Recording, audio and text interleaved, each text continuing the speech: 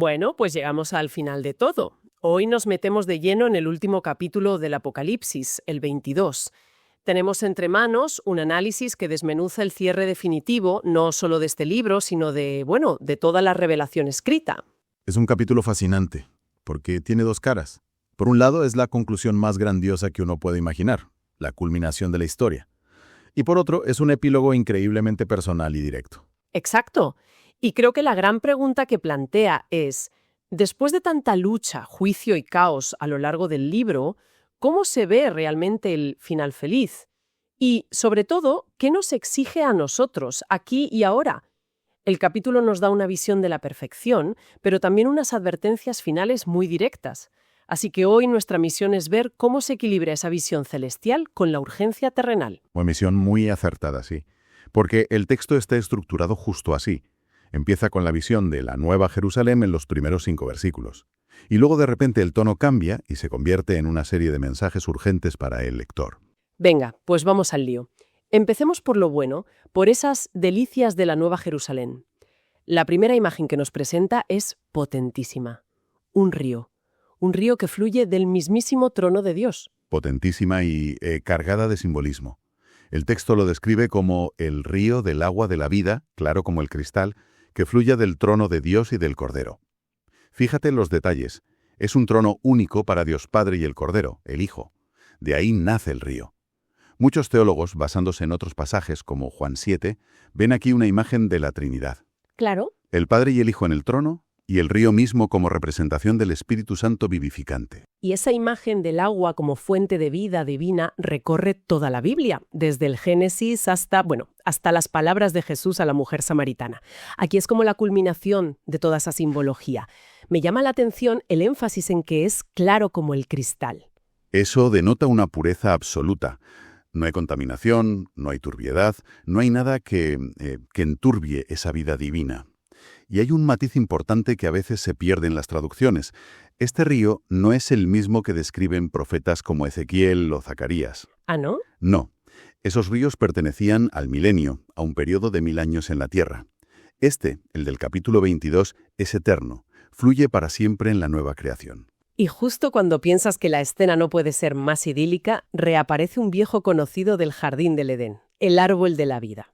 Es el regreso total al paraíso. Totalmente. El círculo que se abrió en Génesis cuando Adán y Eva fueron expulsados y se les negó el acceso a ese árbol, aquí se cierra definitivamente. Y la descripción es curiosa, dice que está a uno y otro lado del río. Sí. Esto sugiere que no es un único árbol, sino más bien hileras de árboles bordeando esa gran avenida celestial.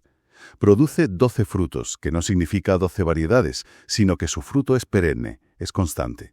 Es el símbolo del don de la inmortalidad, ahora accesible para siempre. Espera un momento. Aquí hay algo que no me cuadra. El texto sigue y dice que las hojas del árbol son para curación de las naciones. Curación. Si estamos en un estado de perfección absoluta, donde ya no hay enfermedad ni muerte, ¿qué se supone que hay que curar? Suena a contradicción. Esa es la pregunta del millón. Y es una duda muy lógica. La clave, como tantas veces, está en el idioma original. La palabra griega que se traduce como curación es terapeian, de la que obtenemos nuestra palabra terapéutica. Ah. Pero terapeian no solo significa curar una enfermedad que ya existe, también puede significar cuidado, mantenimiento o preservación de la salud. Así que no se trata de sanar a gente enferma. Sino de mantener y preservar el estado de vida y salud perfecta para toda la eternidad. Exacto. Ah, claro. Eso tiene mucho más sentido. No es una farmacia, es más bien un centro de bienestar eterno. El texto sigue y describe otras maravillas de este estado. Menciona algo que desaparece por completo y algo que haremos constantemente. Así es, lo que desaparece es toda maldición. De nuevo, la palabra griega es específica, katátema. No se refiere tanto a una maldición hablada, sino a un objeto perjudicial o algo que causa daño. Es una alusión directa a Génesis 3. A la maldición de la tierra. Justo. Cuando Dios maldijo la tierra por causa del pecado de Adán. Aquí, esa fuente de dolor, conflicto y sufrimiento se elimina de raíz. El paraíso se recupera por completo. Y en cuanto a lo que haremos, la idea de servicio a Dios en el cielo a veces puede sonar un poco a trabajo, ¿no?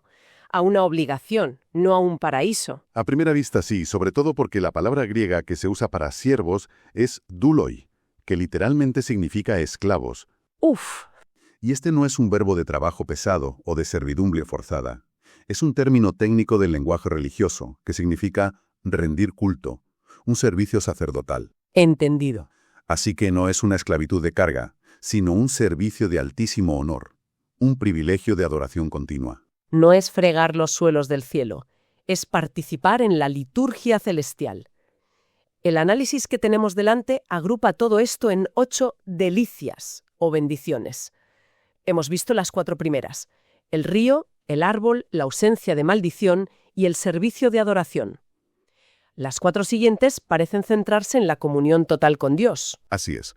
La quinta es que verán su rostro. Esto es el culmen de la relación personal. Durante toda la historia de la salvación, ver el rostro de Dios era sinónimo de morir. Ahora es la fuente de la vida. Significa disfrutar de una comunión íntima, sin velos. La sexta es que llevarán su nombre en la frente, un sello de propiedad y pertenencia que contrasta directamente con la marca de la bestia que vimos antes en el libro. Es la identidad definitiva. Exactamente. La séptima es que no habrá noche allí, porque el Señor mismo será su luz. Se acaba toda oscuridad, tanto física como espiritual o moral. Y la octava, que lo resume todo, es que reinarán por los siglos de los siglos. Aquí se cumple esa vieja idea de que servir a Dios es reinar. Empiezan sirviendo como sacerdotes en su presencia y culminan reinando con Él. Es la restauración plena. Es una imagen final increíblemente poderosa, la verdad. Pero después de pintar este cuadro tan majestuoso, el texto parece aterrizar de golpe. Se vuelve muy directo, casi como si el ángel que ha estado mostrando todo esto se girara y nos hablara directamente a nosotros, los lectores. Es un cambio de tono radical y deliberado. Pasamos de la visión del futuro a la instrucción para el presente. Un ángel, o quizás Cristo mismo a través del ángel, garantiza que estas palabras son fidedignas y verdaderas. Es un sello de autenticidad. Y justo ahí se inserta la sexta de las 7 bienaventuranzas del libro. Feliz el que guarda las palabras de la profecía contenida en este libro. Y de nuevo vemos a Juan, el autor humano, abruado por todo, que intenta por segunda vez adorar al ángel. Sí, sí. Y por segunda vez el ángel le para los pies de forma tajante. Es una lección en la que el libro insiste mucho. Muchísimo. El ángel le dice, cuidado, no lo hagas.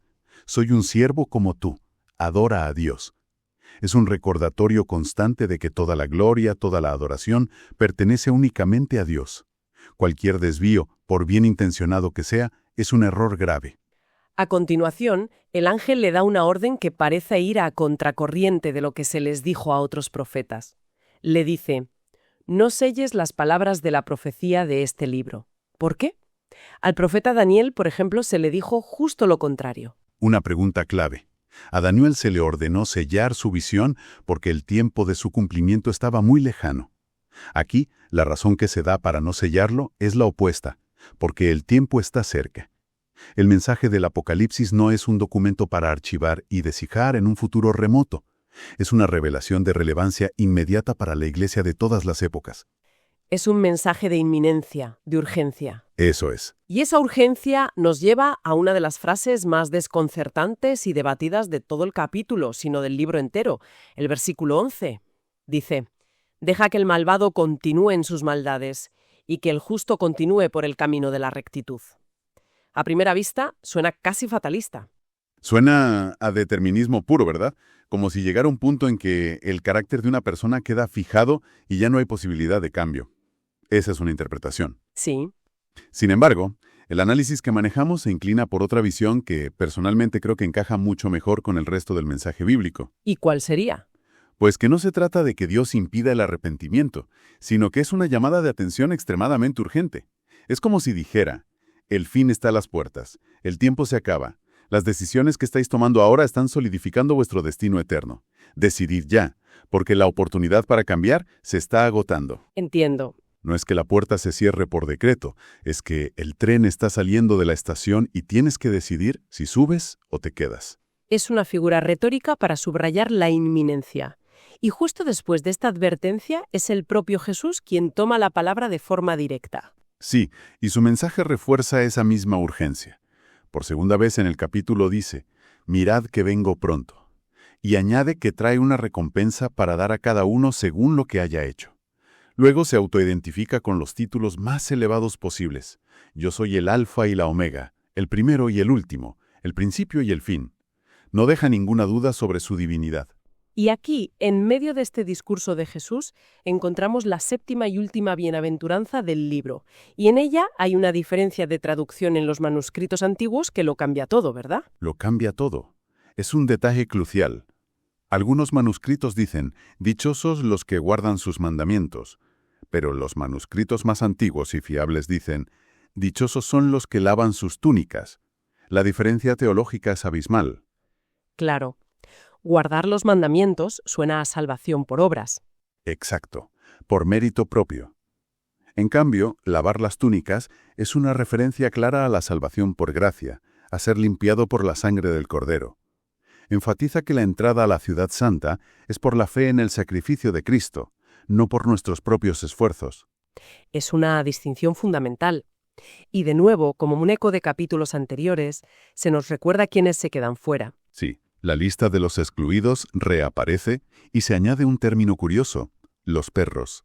En la cultura judía de la época, perro era un insulto grave para designar a personas de carácter vil, impuro o a falsos creyentes que corrompían a la comunidad. Y Jesús cierra su intervención poniendo su firma. Yo, Jesús, he enviado a mi ángel para daros testimonio de estas cosas con destino a las iglesias. Un recordatorio de que este libro tan complejo fue escrito para la gente común de las iglesias. Y después de tanta advertencia y solemnidad, el tono cambia de nuevo. Se abre, se vuelve una invitación universal. Es un giro precioso. El versículo 17 dice, «El espíritu y la esposa dicen, ven». La esposa es la iglesia. Así que, por un lado, es la iglesia, impulsada por el Espíritu Santo, que anhela y clama por el regreso de su prometido, de Cristo. Ajá. Pero esa misma palabra, ven, se dirige también hacia afuera, hacia el mundo. Es una doble invitación, entonces, hacia Cristo para que vuelva y hacia la humanidad para que acuda a Él. Precisamente, porque el texto continúa inmediatamente. Y el que oiga, diga, ven. Y el que esté sediento, venga. Y el que lo desee, tome gratis del agua de la vida. Es un llamado evangelístico final y abierto a todos. Subraya que la salvación, esa agua de vida que vimos al principio, es un regalo. No se gana, no se merece. No, la única condición es tener sed y desearla. Pero el libro no termina con esta nota suave. Se cierra con una de las advertencias más duras y solemnes de toda la Biblia. Es imposible pasarla por alto. Imposible. Los versículos 18 y 19 son una valla protectora alrededor de esta revelación. Se advierte solemnemente que si alguien añade algo a las palabras de la profecía, Dios le añadirá las plagas descritas en este libro. Y si alguien quita algo, Dios le quitará su parte en el árbol de la vida y en la ciudad santa. Es una advertencia terrible. ¿Y esto a quién va dirigido? No parece un mensaje para los escépticos de fuera que no creen en el libro, ¿no? Claramente no. Esta es una advertencia para los de dentro, para los que manejan la palabra, para los maestros, los teólogos, los creyentes. Es un aviso contra la corrupción del mensaje revelado. Se puede corromper de dos maneras, añadiendo tradiciones humanas y poniéndolas al mismo nivel que la Escritura. O quitando las partes que nos resultan incómodas, justo. Las que no encajan con nuestra filosofía o que simplemente no creemos, como hacen algunas corrientes teológicas. Es una llamada a una fidelidad radical al texto. Es una doble advertencia, de hecho. ¿Qué te parece más peligroso, añadir o quitar? Uf, qué pregunta. Ambas cosas son terribles porque distorsionan la verdad de Dios. Quizás añadir es más sutilmente peligroso al principio, porque parece que estás enriqueciendo la fe, pero acabas creando una religión completamente nueva. Quitar, por otro lado, es un acto de incredulidad más directo. Es sentarte en el asiento del juez sobre la propia palabra de Dios. Ambas vías acaban en el mismo desastre. Y con esa advertencia tan seria, ahora sí, llegamos al final de todo. La última promesa, la última oración y la última bendición de la Biblia. Así es. Jesús repite por tercera y última vez en el capítulo, sí vengo pronto. Y el sí en griego es nai, una afirmación enfática, como decir de seguro que sí, es un hecho. No hay la menor ambigüedad. Y la respuesta de Juan, que es la respuesta de toda la Iglesia a lo largo de los siglos, es una oración corta, intensa y llena de anhelo. Amén. Ven, Señor Jesús. En nuestro material de hoy hay una analogía que describe este anhelo de una forma muy bella. Sí, es una analogía del comentarista Joseph Seiss. Compara la Iglesia con una doncella cuyo prometido se ha ido a un largo viaje por mar. Ella espera en el puerto, con la luz encendida, noche tras noche. Muchos le dicen que se ha olvidado de ella, que no volverá, que se busque a otro. Pero ella mantiene la fe en su promesa, y cada vez que ve una vela en el horizonte su corazón salta, esperando que sea él. Y su oración constante es que los vientos soplen a favor y aceleren su regreso. ¡Qué bonito! Esa es la postura del creyente. Y el cierre, la última frase de toda la Biblia, es una bendición. La gracia del Señor Jesús sea con todos. Y esto es tremendamente significativo. Si uno mira cómo termina el Antiguo Testamento, en la mayoría de nuestras Biblias, en el libro de Malaquías, la última palabra es maldición. ¡Vaya! El Antiguo Testamento se cierra con la sombra de la ley y su condena. El Nuevo Testamento, en cambio, se cierra con la luz de la gracia. Es el contraste perfecto. La maldición que merecíamos bajo la ley y la gracia inmerecida que recibimos a través del Evangelio. La palabra final es gracia. Después de todas las visiones de juicio, poder y gloria celestial, lo último que queda, el último mensaje para nosotros es la gracia, un regalo inmerecido. Y esto nos devuelve a la pregunta del principio.